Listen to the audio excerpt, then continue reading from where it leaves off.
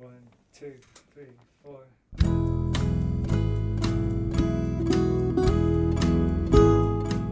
Hello, you're listening to the SKYLIT Books podcast series. We are a general interest independent bookstore located in the Los Feliz neighborhood of Los Angeles, California.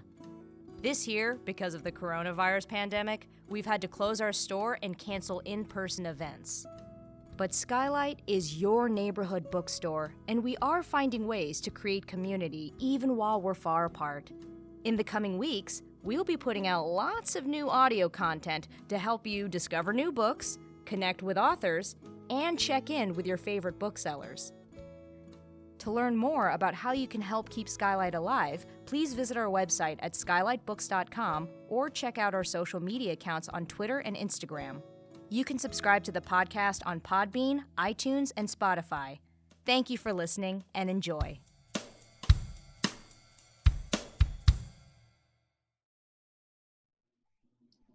Hello, lovely listeners. Welcome back to SKYLIT. This is the SKYLIT Books podcast. I'm your host, as always, Maddie Gobbo, events manager.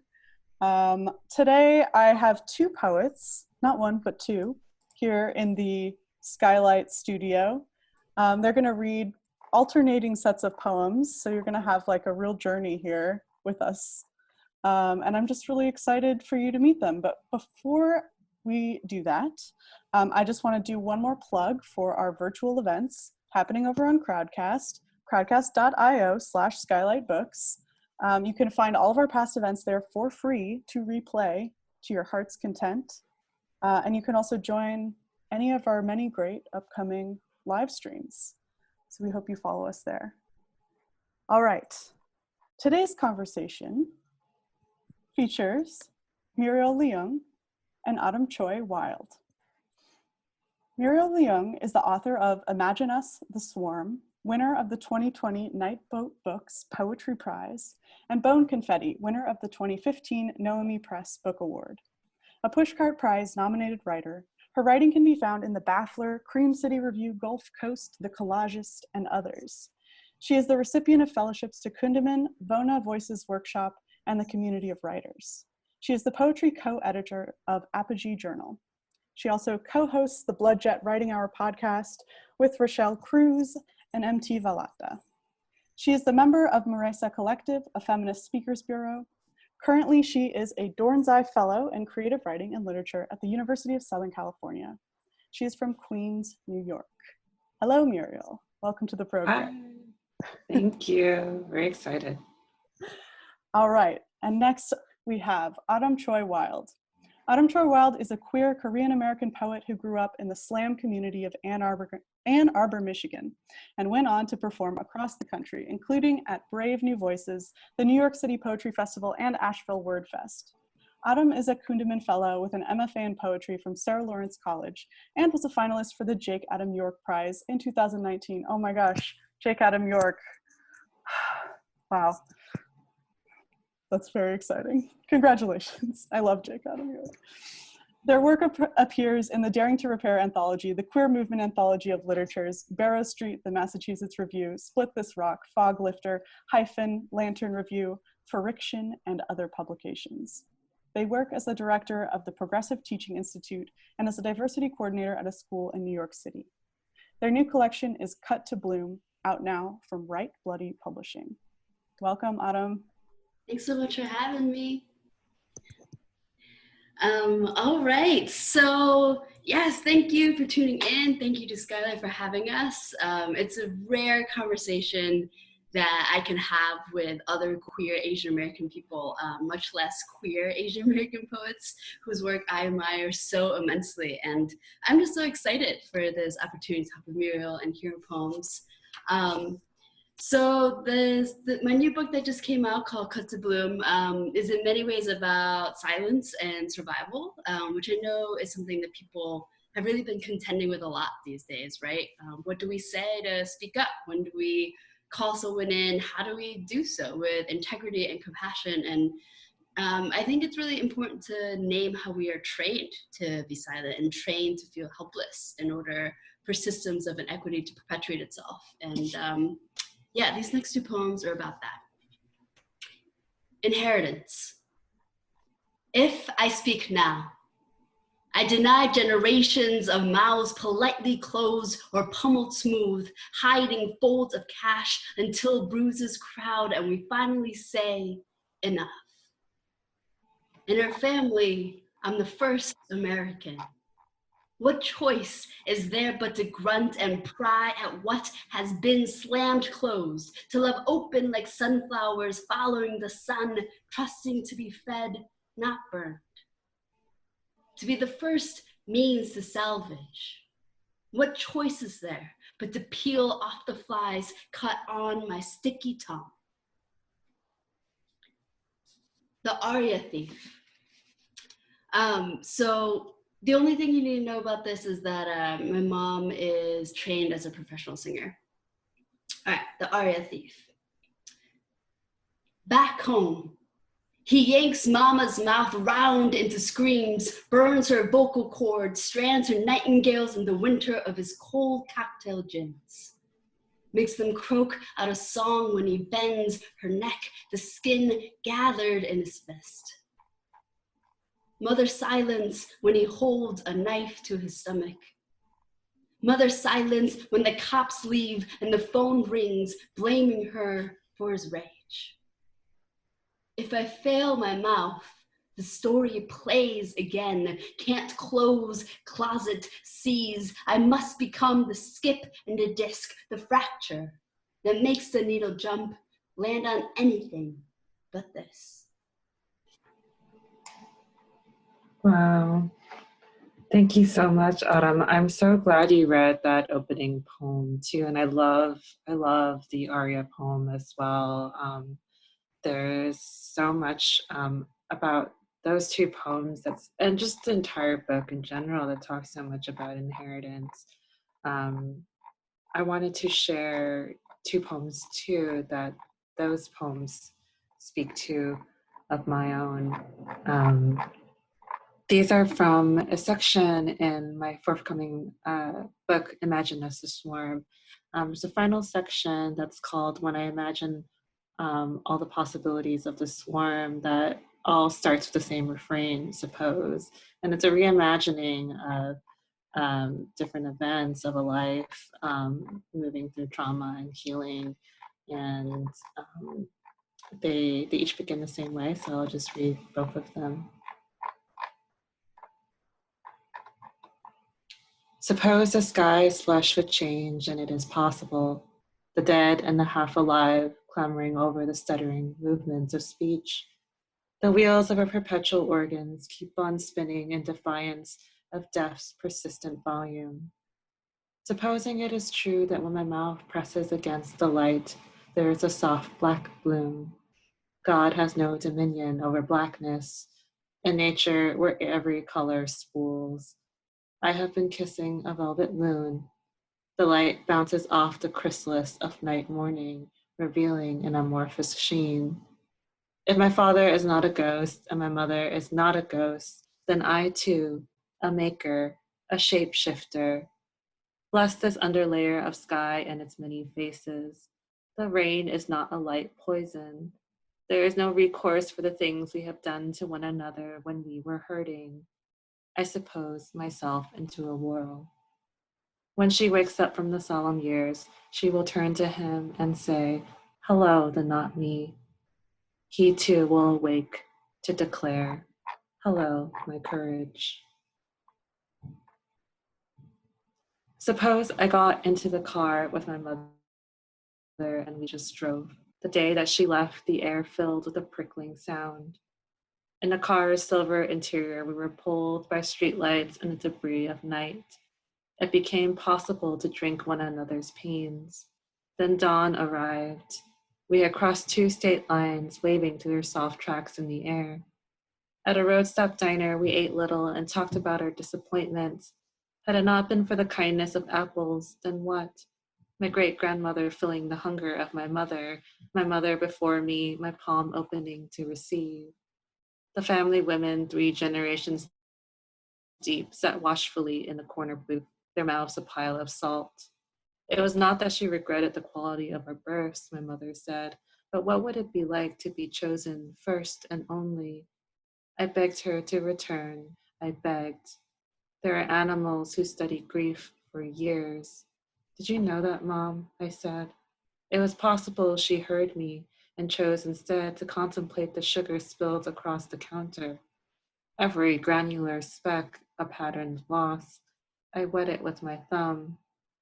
How could we not see it? Our mouths brimming with action and consequence. My father's heart turned away from us, dreaming into another future of glass. I share my mother's face, after all. The music repeats. Just one more hour, she said. She took my hand. With the women, our pockets lined with sugar, we left. Oh my God. I didn't know you had another book coming out. I am so excited. I mean, I've always admired your ability to make worlds that are so intimate and rich in your poetry. And I mean, your lines, Velvet Moon, Debris of Night, had it not been the kindness of apples, like, okay. When is your new book coming out? I believe May 2021 of next year. So we should do this again. Yes, that's so exciting. Yeah. Okay, cool. All right, so wow, there's so many different things I want to say about your poem. Let me try to focus my thoughts here. Yeah, I mean, I think what we were talking about so much is our poems are the ways that language is and isn't a bridge across.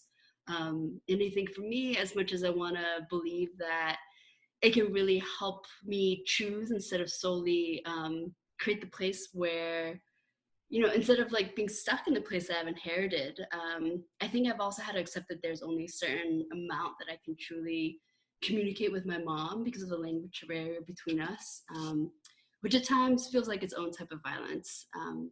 And yeah, next poem kind of talks about that. It's called Circle Talk. How do I know who I love when you can't say, this is me? What is the point of knowing English if all I can draw are circles when you draw lines? How can I draw lines to a past if it is hidden by a screen of broken moths? If you are a past hidden by broken moths, what will I call my children? What will they call you?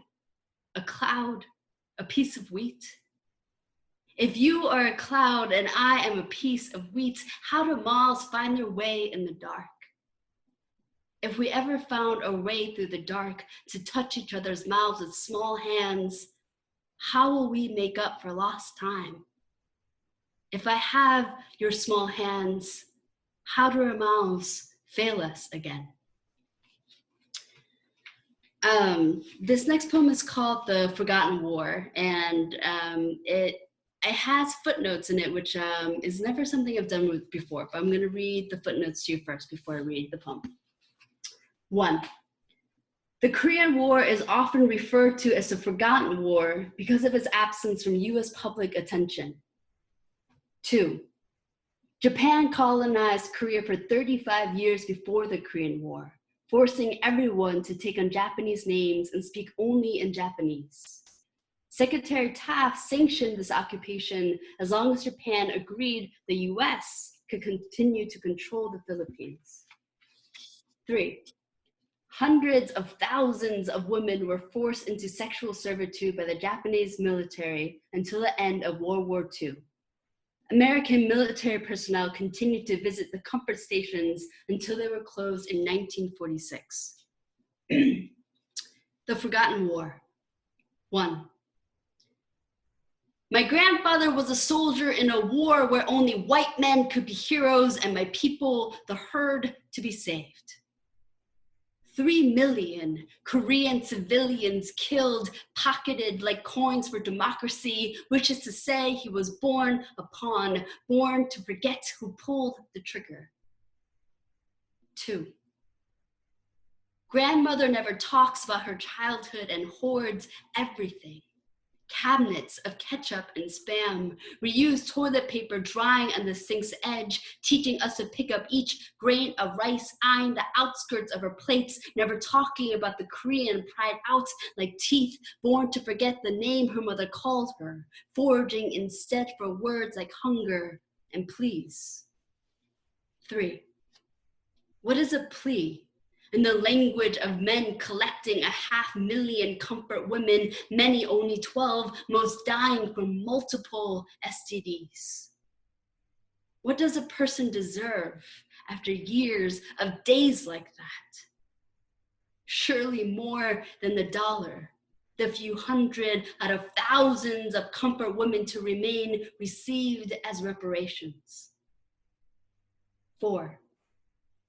The word Han in Korean means to celebrate your survival in silence, knowing you weren't the only one to pay the price. Means seeing there was less than a grain of rice and still setting the table. Means that when they steal your shovel, use your hands and plant the garden anyway. 5. It took my aunt years to divorce her abusive husband, choosing a bruised neck over an empty mouth. She now works at a 7-Eleven, borrows money from my mom for her daughter's wedding, tries to still her voice into a frozen lake when she calls. Her choice to leave her husband, the same as leaving the church. Single mothers being outcast in Korea, wishes to say being a woman is the loneliest thing if you're trying to survive. 6. My mother, in trying to survive, made us speak English at home, knowing we wouldn't be able to defend the family in our mother tongue. She says the word Han is my birthright, something every Korean owns. But who am I to define this prized ruin, this fertile ash, far from fluent, saying thank you like a foreigner, craving to fit into the language of home and memory, split from the homeland we wouldn't have survived, queer and single-mothered, split from holding each other's words in our mouths like our own, missing what was never ours. Yet I am this fool, coming to praise, if not love, the fracture, knowing it has allowed me to choose, if not forget. And my mother can be more than a survivor. And I can be more than a child who is trained to never ask for more. Oh my gosh. I never forget that, like, Ahrm, you have this background in performance too. So just like even across the limitations of like a recording, just like your performance, like of that poem itself carries through, and just the way that, I don't know, just the historical context of the poem is like really, really, thank you for sharing that as well. But even so, the poem itself explores these many fractals of a familial history that's intertwined with militaristic violence, violence towards like Korean women in particular, and then like, you know, its current impact on this generation, your life. You know, and just to be able to capture all of that. And I love that in your book you take such special care to define this term Han, which is a Korean term that, you know, talks about the uniting of shared experience through hardship, but in this way that I think also honors the dignity of those who have that shared experience too. So that term, the term you use, which is to become more than a survivor, I think is just so important. And I think that there's only so much in English that you can offer to translate that meaning, but this is like the closest thing. And this poem is kind of that offering, right? And so I love that. And those poems in particular that you read aloud remind me of some of these poems that I've written also in Imagine Us a Swarm that have that try to grapple with this notion of survivorship, in a section that's entitled Dear Intimacy of Theory. This is Theory of a Girl Asleep in a Forest. Oh, I'm sorry. Theory of a Girl Asleep in a Hole the Forest Left. There were puffed up flowers and bees and webs spun out of sugar spit. All that gushed up swarm, its rainy innards, departed too. In its absence, a hole where a single body fit. The body that filled it was cycling through the third stage of dreaming, in which night fell over the vast part of her mind where another forest lived, its flowers dead and unhoneyed. The bees gave no more sugar to spiders. Instead, the webs were knotted with a god's cruel design, bidding no one leave, the dream shuddering itself, and a girl in her sleep could not wake and therefore had no testimony to give. Dear Intimacy of Theory, of which I make grooves in my skirt, imagining all possibilities for wandering. These are the most precious parts of my days, when the forest can decamp without me, the place fleeing the person. I want to write these possibilities the way trees can rush forth into its most unknowable entanglements, root defying root in its bind. In a sense, this is a love letter in which I, now forestless, am seeking you in the swarm. When I say intimacy, I do not mean that every experience within me is forageable. I mean that a certain care can hold water still enough, and it is teeming with life. In Bell Hook's terms, theory as location for healing, theory as intervention, makes the living something worthy of amassing. That is all I want. Your gratuitous sorrows falling out a bell sleeve, asking, how do I repair, even as your sorrows parrot other sorrows. Wow. Man, I could sit here listening to you read poems all night. um, Man, I think one of the reasons I'm so amazed to have a friendship with you, Muriel, is that, growing up, I didn't really meet any queer Asian American folks. I think I was 27, which was about 7 years ago, the first time I met a fellow queer Asian American person. To just hear your poems about desire, is so healing. I think to have that out in the world and to have those poems for my poems to be in conversation with. And I think because of, the language barrier, kind of going back to that topic, I think that coming out to my mom as both queer and non-binary has been perhaps a longer, more extensive process than it would have been if we shared a linguistic home. So I know we're going to be talking about this poem a little bit later on, but I did want to read it for y'all. It's after a poem by the incredible Jean Ann Burley. If you haven't read her, you must. She's an incredible poet, and this poem is called Unsolicited Advice for the Queer Asian Girls Just Trying to Make It. When your mother forces you out of the car, let her. When she tries to apologize years later for doing so, let her. When you're old enough to understand how mistakes can be well-intentioned, answer the phone. When she calls your girlfriend your roommate, plan on inviting her back for the next holiday. When she asks if the man you went to lunch with your boyfriend, simply say no. When you want to let your anger swallow anybody's close or small enough, remember that change takes a long time.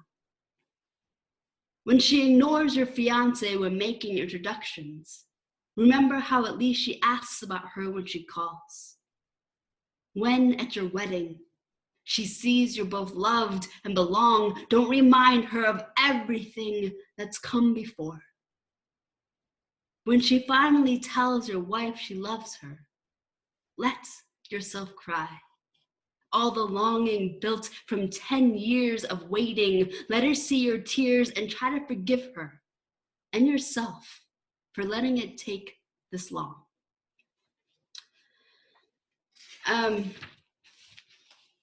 I wanted to make a comment about how, easy it is to bet embed into our hearts and minds the homophobia of the world around us, and the violence that we experience. I think that letting ourselves be who we are is a political act, something we'll also be talking about later. And that's to try to unwind the inheritance of trauma as a stance we're taking, right? To say we deserve more, a stance of hope that can help others unwind trauma from their bodies as well, so that we may all move towards the love that we deserve.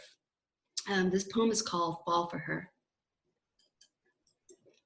Fuck it. Fill your hands with her though you tremble. The daisy outside your door stuck between bending beneath the wind and rising from the ground. Fickle inheritance. You learn the romance of being unseen, the moment you should move from chair to under table, just when your father turns away, just before he picks up the hammer and wonders where to throw. When she looks at you, holds out a hand, does she realize what she is asking? Does she see how deeply your memories of him wrap around your spine with their greedy long limbs, claiming tailbone, your tongue, your skin too sweaty to grasp? She's a bullet not meant to hurt you, a bullet wanting to shine its face with your blood in order to know the way you move. Intimacy is its own kind of death.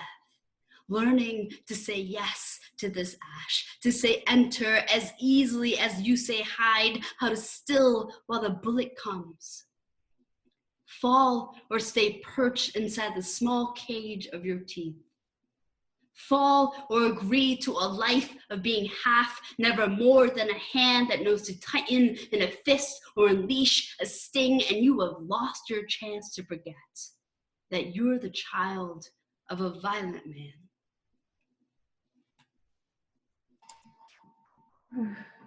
Wow. One of the things I love so much about Cut to Bloom is just that the way that there is so much room. I mean, it's a book that explores this really painful history, painful familial history, but it also has these like really beautiful poems.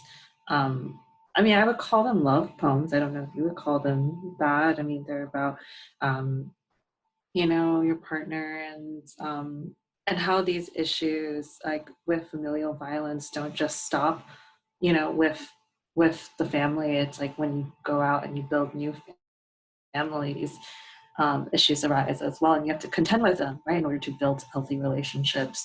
And I know that we'll also be talking about that more in a little bit too, but I just thought that there's just such a beautiful way in which you insist on the complication of that, and I think it's such a reminder too that all this takes such delicate and fierce work, especially as queer Asian American people. Like what you were saying earlier, just I mean, I was very fortunate that I grew up in New York, and I came into my queerness very early, but I do find that even now, like I'll meet someone, another queer Asian American person in their early 20s, and it's just a different time now where information about queer culture is just a little bit more accessible, and the language is different, and I'm so happy about it. But it also reminds me there's so much I don't know either. And that's actually really exciting. I love what the younger queer folks, especially queer Asian American folks, are teaching me. And so this as I'm sure Cut to Bloom for me feels like such a love letter to other queer Asian American folks, especially from the two poems that you read aloud. Imagine Us to Swarm too is very much that. So I will close our reading two poems, also from the last section of the book. Suppose everybody I ever loved made up a tiny universe in which each one thrived in their own planetary hues. I mistook each one for the central star, common mistake, and still I draped each of them in a garment of changing seasons. How many moons? I asked. They answered and I supplied. The universe moved in strident form, each planet missing the other in orbit. I did not intend to collapse the blue planet, still unfurling in its newness, but the layers of its life saw no future for water. I abandoned a dry well. I floundered. Years ago, the universe held a pale sun. It struck a match through every star-kissed body, and in its stillness was painful as glass. I thought falling in love meant white hot, but that was only a fraction of the universe, of time. I felt the shadow first when I pleaded, eclipse me. It was the chaos of spurs and it burned. It came and went, and in returning begged the spun miracle of rings. There would be no end to this carrying. For them, I knew I would always wait. Turning my body over, I saw the universe was halved, its noisy assemblage sliding towards collision. I held the planets close. I pressed their gaseous swarms to ruckus mass. I did this so they would believe me. Having endured the labor of the current, the universe was fast expanding. It needed to fold. Even I could not bear it. I surrendered, and I loved them all.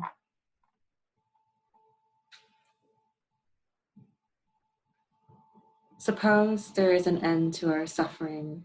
Like a chariot, the absence of grief circles us with the obstinate heat of the largest star.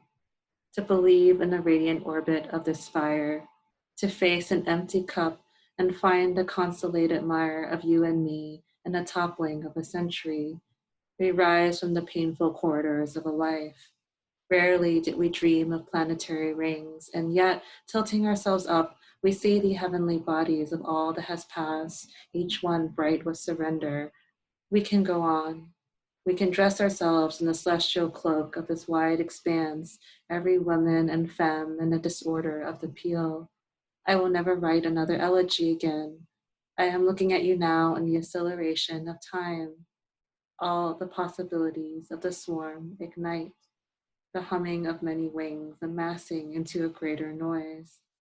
We can write our origins sacred here and renounce the country of our fear. There is only our singular pulse when we fill the sky.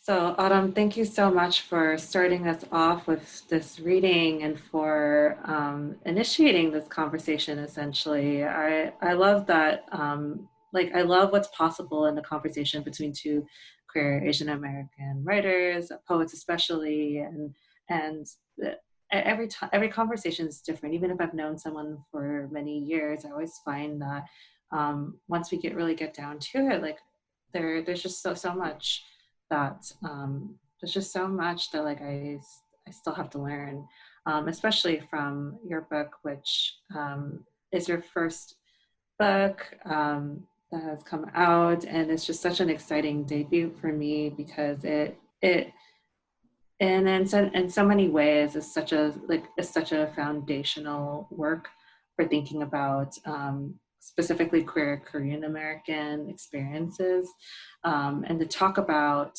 the opening poem that you read was talking about, was sort of just thinking about what does it mean to choose silence and what those consequences are. And for me, that speaks so much, makes me think so much of, Audre Lorde's work, in the ways in which she, in poems like A Litany for Survival, considers the consequences of what does it mean to not speak. And it's always a choice, right? But I think that there are also dire consequences, mentally, physically, emotionally, for that. And I think the book does such an amazing job of really exploring the world of what does it mean to be silent, and what possibilities does that foreclose, and what might be possible, right, if we actually challenge the narratives that we grew up believing. So I'm just so thankful. I'm just so thankful for that. To have one of your role models say that about your book is probably one of the best things to hear. So thank you for that generous summary about the book. They're so funny. We've known each other for years, so it's like I feel like we sort of met around. I think we sort of met like maybe like in my early 20s, I think, where we're both kind of just, you were in your graduate program for writing, I believe, and so we're both sort of just starting our writing careers. Not that there's like ever an official start, but I think that we're both fairly new to it. So I don't know. Will say that it's an interesting time for your book to come out. I know one of the things that's happening in our world right now is like we're in the midst of global protests essentially for Black lives, following the murders of George Floyd, Pop, the continued lack of response or justice to Breonna Taylor. I'm sure that as you're touring with this book, even virtually too, that these conversations have come up. What does it mean for you as a Asian American writer, an Asian American person, to what do you think the role is for Asian Americans in responding to political protests right now? Yeah. I appreciate this question because I've been thinking about this a lot recently. I think as a lot of us have been, and about what does it mean to be a non-Black person of color with the privileges I have, including all the different steps up that I've been giving, right? So the degrees or the job I'm in, and the assumptions that people make about me. And what I've come to recently is that I think my role is to engage with white folks and other non-Black people of color about these privileges and what that means for us, especially since white supremacy uses the success that they allowed Asian Americans to have to uphold the myth of meritocracy, right? That everyone, if they worked hard enough, would be able to reach the American dream. But it is a myth because we know that for some, no matter how hard they pull on their bootstraps, there's so many gates that systemic racism puts in front of them that makes it hard or impossible to even pull these boots on. And as Asian Americans, as people who have benefited actually from white supremacy, it is critical for us to recognize the ways that we have been used to prove this myth of meritocracy as a way to erase the racism that's built into every part of our lives. And we were allowed to succeed if we made ourselves as white as possible, if we distanced ourselves from Black folks, if we perpetuated anti-Black ideas. And now I want to ask ourselves how we might use some of the privilege we've gotten to, hold people accountable to what they say they're about, what they say they're doing to fight racism. And I think my role is to educate, and it is also my role to dismantle the anti-Blackness that I've inherited, right?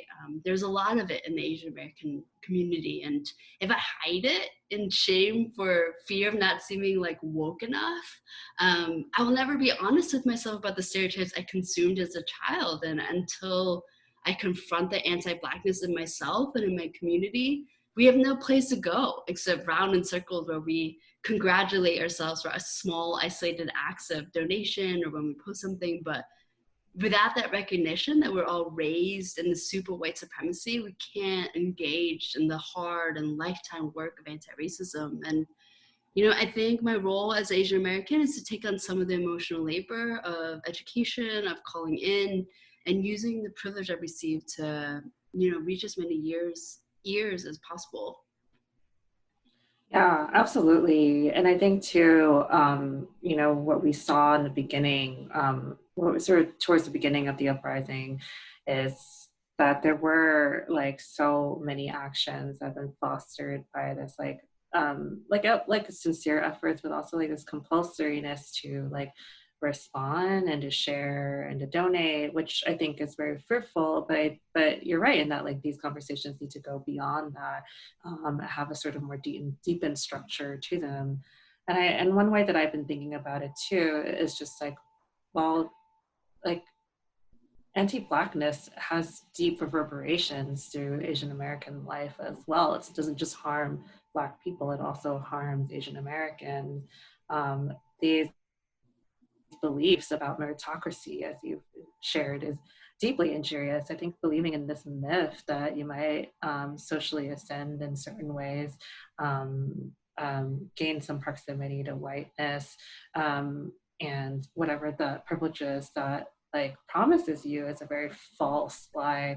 And I think we see that too. I think East Asians have a different history in the US, but we see that there's such a diverse, there's so many diverse communities even within Asian Americans, refugee experiences, undocumented experiences, folks who are not East Asian and do not have, who are, first generation immigrants. These are experiences that don't get factored into when we talk about vulnerability or marginalization. And there's sort of this flattening too that happens with Asian American experiences. And in many ways, as a racial category is vastly like ever evolving, because like our world is also changing too. And the challenges of like global economic structures make it so that like even just the way that we think about race is like, it's just not, this category is not tenable. And if we don't do this kind of reflection, this kind of self-reflection in order to think about what does it really mean to be an Asian American person, like working to combat anti-Blackness, especially as a non-Black Asian person. If we don't do that work, then we lose sight of not just the ways in which we can be doing harm to others, but also how we are harming ourselves as well. And so I think, your Cut to Bloom, introduces this concept of Han, and I think that that's such like a, that's such a useful way for thinking about just like our obligation to each other or social responsibility too, in many ways. It's not just, it doesn't feel like a very like inactive or passive term. Like Han to me has always seemed to be about recognizing connection and feeling like soul bound to do something, as opposed to doing something because it feels compulsory, because you're expected to in a sort of socially normative way. That was actually one of the things that I like was just so fascinated about with Cut to Bloom, is that you have this structure the structure of the book starts with Han, and then it moves into a section called Rogue Bouquet. And in my mind, I have this image of a movement from something that is like bound to something that is just like dispersed, and it's just like feverish, and this feverish array of blossoming. And there's something too about like the lessons learned of the book that show that as well. So I wonder if you can talk a little bit about that movement from Han to Rogue Bouquet, and what inspired you to organize your book that way. I love what you said about a feverish and talking about Rogue Bouquet in that way. The quote that opens up that second section is by a Muslim queer person named Samra Habib, who wrote this incredible memoir. And she says, dedicating your life to understanding yourself can be its own form of protest, which, I think to me harkens back to our conversation about anti-Blackness as well. Like, in order to protest white supremacy, we have to recognize and understand the anti-Blackness that we have been raised with, and that is in a Korean community. But to go back to the concept of Han, it is a very contested word in the Korean language. Some people say that it represents the core of the Korean people, to persevere despite consistent hardship, to admit that life is an arc of suffering. But some say too that it was an idea planted by Japanese colonizers who wanted Korean people to accept their fate of oppression. And this contested word that is entwined with survival felt really fitting for the first half of the book, which is about both the violence of physical abuse and the violence of being separated by language. And the Rogue Bouquet section is about taking what I've been given and try to turn it into something I can bear to live with, right? In the hopes that it might become something beautiful enough to even dream of making a gift of, despite rogue meaning queer, despite it meaning neither Korean or American enough, right? I don't know if you ever experienced that, or the loneliness that can come from belonging to an in-between space. And I really hope to convey the journey from inheritance to choice, to the willful act of transformation. You know, and it's so, like, what do we do to raise up the voices that can speak at each of these intersections, right? And you know, which makes me want to like turn this question back on you, Muriel, of, you know, how do cultural understandings play out in your book? Yeah, I mean, I love what you were saying about just like how it's almost like such a fine line. Like, how do you write about suffering in this way? That's so real. Like these are things that happen, right? And then you, as a grown person, come in and you have this like more mature analysis. And then when you publish something, you also recognize too that it has all these different manifestations and interpretations in the world that are beyond your control.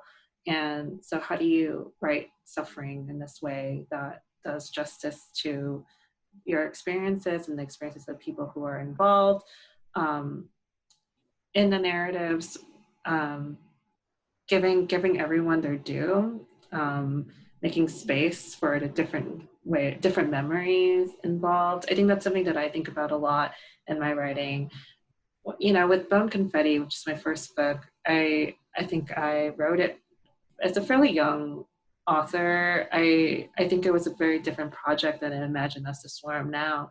At Bone Confetti, I think I kind of tried to bypass these questions about that I think Asian American authors are often like compelled to tell, which are, you know, like to speak about culture in this way that's like very much about translation. And I bypassed that by just creating a completely different world and moving deep into the speculative realm, which is like, this is like a post-apocalyptic world, which in my mind is both real and not real. Like it's modeled after places and experiences that I know, but the language is so highly figurative that like, I don't want you to place me there. I don't want you to read my biography somewhere and project what you think would be my mother, my father, and my, you know, and like, this is what like it means to be Chinese American because I use this one metaphorical object. I think I was so fearful of that kind of misreading that I just bypassed it entirely.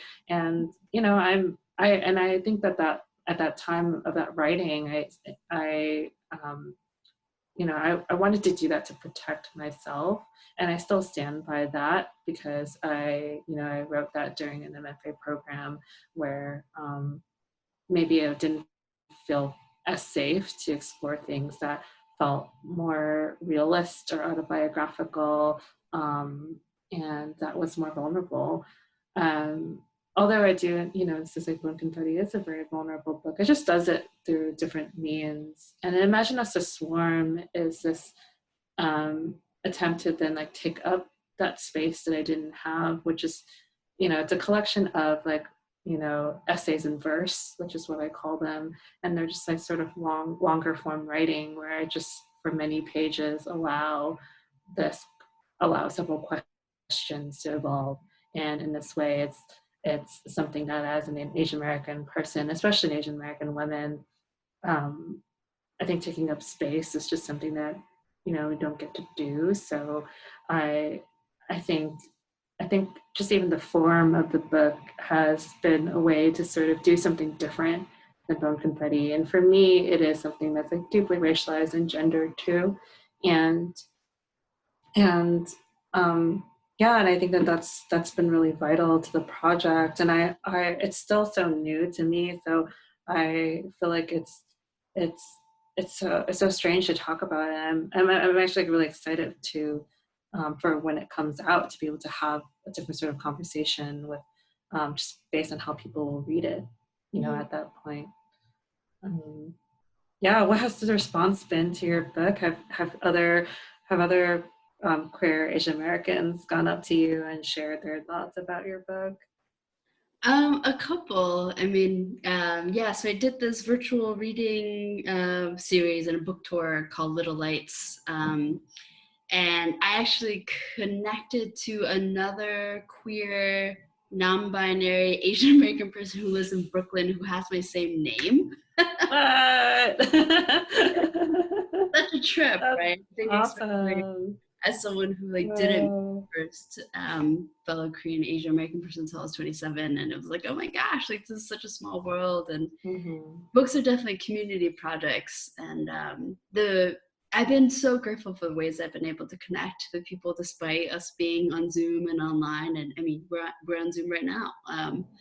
But I think it's also amazing because I don't have to be in LA to record this podcast with you all, and I've been able to have some amazing conversations and readings with people despite the distance, which I think just goes to show the power of writing and poetry and community and power of vulnerability and the ways that we are fearless in our attempts to connect.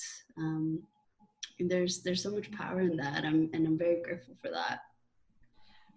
Yeah, and I will say that readings are just have always been such a powerful way, especially for when you're promoting your book, to establish like kinship with other writers and other poetry books that have a connection to your work, that maybe someone else may not automatically place together. But I think that what you've been doing has been just so like lovely and generous and community oriented, in which you're creating space for all these different connections. And I am sure also with this virtual reading format too, that you're inviting some just like different attention from other like queer Asian American young writers who see themselves in your work.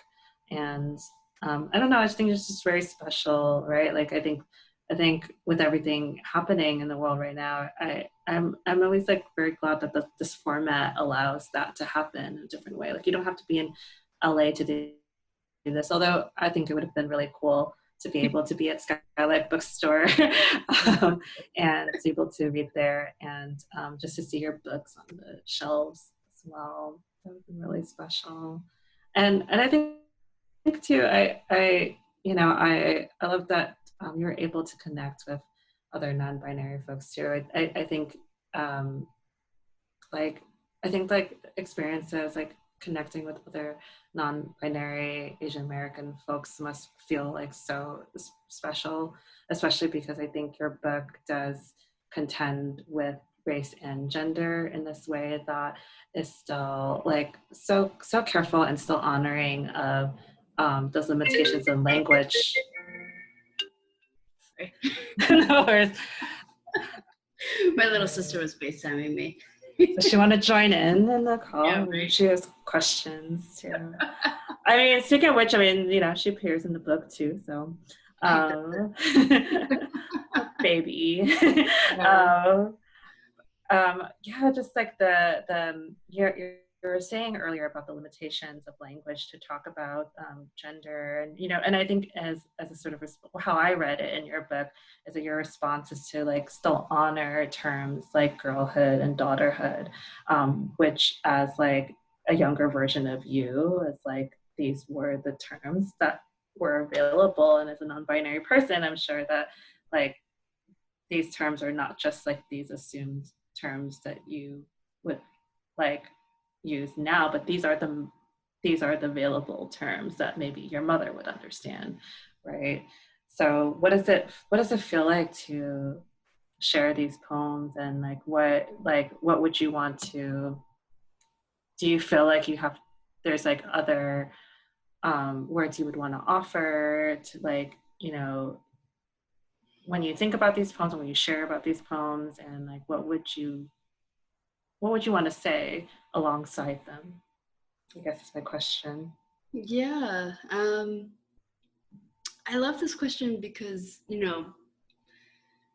gender is an ever evolving and complex thing, right? And while I identify as non-binary, I was raised and socialized as a woman, and with it all the expectations that I put other people's comfort first.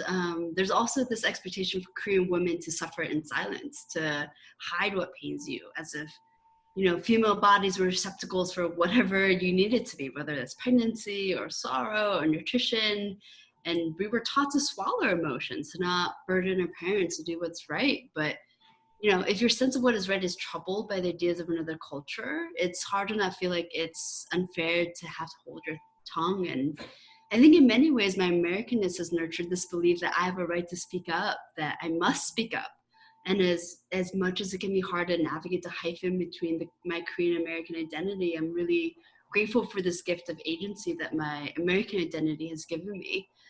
But, gender, or should I say biological sex, plays a huge role in how you're treated in Korean culture and also how you're spoken to. And pronouns and gender words are inescapable. When I wrote this book, I hadn't yet found the freedom or courage to identify as non-binary. So I find myself editing the book now, even when I read it, right? I'm going back to crossing out words, daughter and woman, and replacing them with gender neutral ones. And, in a way, this book will always be a time capsule for me. And also, it was the impetus to share my gender identity publicly, knowing that the bio in my book, the pronouns people use in reviews, would play such a critical part in my coming out journey. And the book ended up being a way to leap forward in many ways and claim who I am, perhaps even before I was ready. And I really think that without the public pressure to claim myself, it might have been years before I was brave enough to come out as non-binary. Mm-hmm. And I love the act of going back and editing my book and replacing the gendered ones with non-gendered ones, because, I think it really speaks to the ways that it's a journey to figure out who we are, and that we need permission and role models and language often as supports to identify who we truly are and to feel brave enough to who we truly are. And I'm 34, and I really have come out everywhere, including work in my family as non-binary this year. And I know for many people that it's a much longer journey to actually claim who they are. So I'm continually grateful for community, for poems, for people who help proliferate the expansive amount of words we have or are building upon to identify ourselves. Because it can feel like such a void to know that you're different, but to not know how. And we know that representation really matters. So while this book is incredibly gendered, and I think for me it's really important to talk about the ways that people socialize as women inherit trauma and what they're expected to do with that trauma is important. I will also recognize it was as, a time capsule of a time in my life. Like, I did identify this way. And I wonder if my next book would be about, what it's like to identify now as non-binary, and also pushing language in ways to hold who I am. I think is also a journey that's in front of me, and I'm so glad to be in community with people to grapple with those questions and to share thoughts on those questions, and just to feel like those questions are valid. Totally. I love this thinking about the book, as an artifact of a certain time, and your ability to continue to revise the book as you're sharing it and promoting it too, which is I love just generally when authors go rogue and they completely change their books even after they publish. And I was just even just the publishing, things are changing so much now to the ability for us to remind everyone that, literature is alive, and the people who write this are they're also still evolving too with their books. I just think the ability to keep revising it and also using this book as a way to spark conversation about gender and race and entanglements of that are just so vital. And I'm sure too, there's just even being able to just talk about it openly is a way to also inspire other queer, Korean, like non-binary folks to also just be like, oh yeah, here's actually like another term that we can use. Here's other gender terms. Here's my workaround around it. Here's my strategy. I think that there's something that in speaking alongside your poems, you offer that for your readers. So I think that's just very special. And yeah, I appreciate you, coming up with this question too, because I think that the way that you've framed it back to me, which was, you've asked me like, how do I experience gender pronouns in my writing, which I think is just as important as someone who is just a cisgender woman to answer, because I don't think that gender is only a question that is for people who are non-cisgender. And for me, I think that question is just so generous because it like allows possibility for the ways even my identity of gender could evolve in coming years. Just as like when you wrote the book, you were always non-binary when you, even as you were writing the book, but in terms of your coming to yourself with that identity, it didn't come until after it was published. And for me, I also permit myself that permission because I would want to grant other people that permission to do the same. Right. You know? Yeah. And so I loved just the way that you complicate these terms like daughter, which is something that I still have some attachment to, but it's also complicated. I don't think you really, as a Chinese American person, that is means something very specific to me and my family, where it's like the race and gender dynamics of it means that like if I go into someone's home, a lot of times I like want to wash your dishes. And I remember getting into a fight with a former partner who's another queer person of color who's just like, don't do that. You're like reinforcing the patriarchy. But I'm like, okay, yeah, but you don't understand. This is like it just like something feels right. I do this, and it's just like it's at once something that I have grown to do. It's what feels comfortable, it feels right, and it means something to me. And I do it because it's meaningful to me, and it's not so much about someone else per se.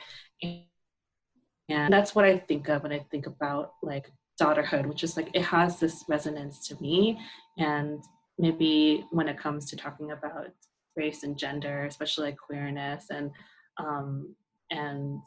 just thinking about gender more broadly, I think we should just think about these terms as for their racial and gendered significance, and to allow room for it to look different than our Western understandings of what they mean.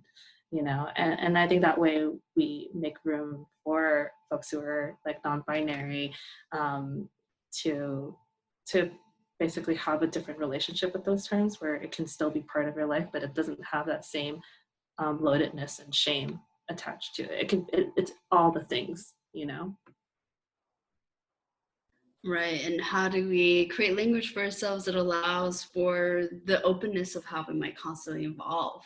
I know that for me, that coming out from non-binary really required a lot of experiences where people affirm the gender spectrum and where people affirm the practice of asking for pronouns. And, I don't think that I could have found the courage to even name myself or claim that identity for myself without the language that other people were using and practicing around me. So, I think one of the major hopes of my book is that there's been so many books that I've picked up and read at very specific times in my life. I was like, oh my gosh, this was a book I needed to read. And I felt very much that way about Mary Jean Chan's Flesh, who is an Asian American queer writer as well. And I just hope that, we can keep producing literature and words and poems that help other people find the words for themselves, right? To kind of feel that openness and that openness for change and evolution, and that we are constantly exposed to the possibility of choosing whatever words feel best, right? And I really think that's the freedom that I'm fighting for, that I know that many of my friends and colleagues are fighting for, is that for people to define themselves as however they want. And it's incredible to think how my community has really helped me to find that courage, and how books have helped me to find that courage. Yeah, absolutely.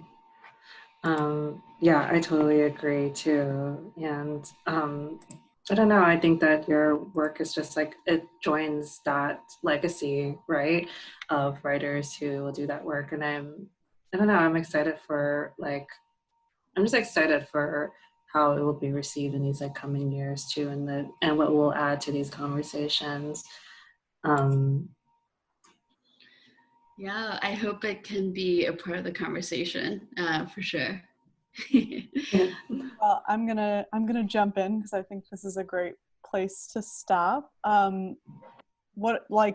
Talking about the conversation to come, the conversation you just had was great and covered so much ground and so much beautiful poetry. Thank you both for sharing your work and taking the time today to talk to our listeners. I really appreciate it. Yeah, thank you for having us. Yeah, thanks so much. Well, any last words before we say our goodbyes? Support your local bookstores. Yeah. All right. Yeah. Mm-hmm. All right. Well, thank you, Muriel. Thank you, Ahrm. We'll see everybody back in a few days for the next episode of SKYLIT, and thank you all for listening. Thank you for listening to the SKYLIT Books podcast series. Please don't forget to visit our website at skylitbooks.com and make sure to follow us on Twitter and Instagram. Also, don't forget to subscribe to this podcast for more author talks and bookseller conversations. You can find us on Podbean, iTunes, and Spotify. Stay safe and healthy, and we hope to see you back in our store soon. I see